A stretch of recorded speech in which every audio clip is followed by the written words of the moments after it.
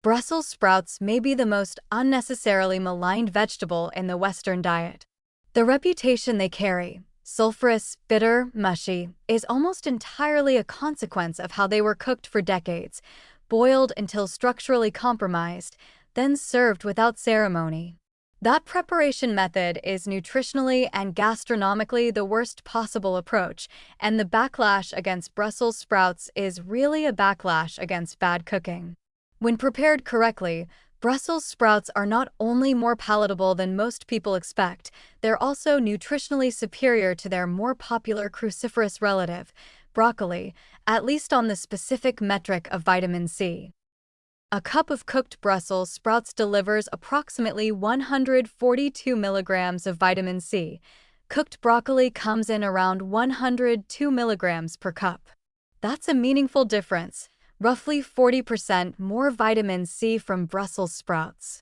For a vegetable that most people avoid, this represents a significant missed opportunity, particularly in winter months, when other high vitamin C fruits and vegetables are less available and more expensive.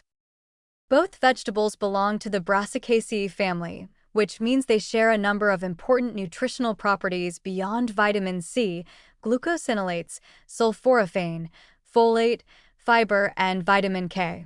The glucosinolates in cruciferous vegetables are the source of both their distinctive flavor and their purported cancer-protective properties.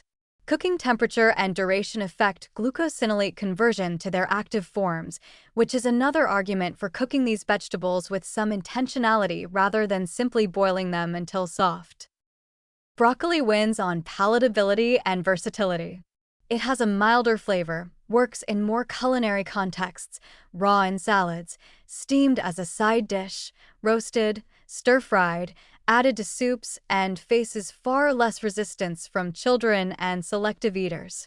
For households with picky eaters or for people just establishing a cruciferous vegetable habit, broccoli is the smarter entry point. A nutritious food that gets eaten regularly is always superior to a more nutritious food that gets avoided. For Brussels sprouts specifically, the preparation method is make or break.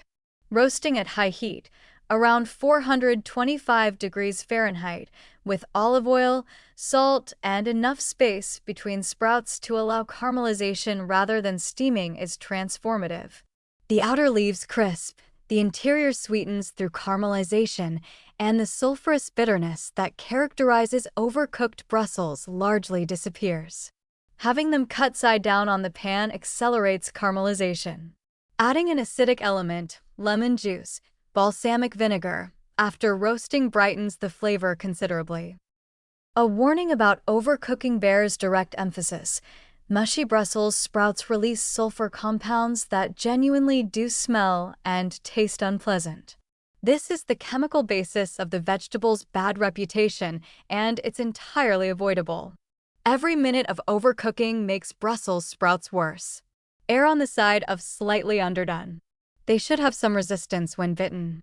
If they're soft throughout, they've been cooked too long, and the experience and the vitamin C retention has suffered accordingly.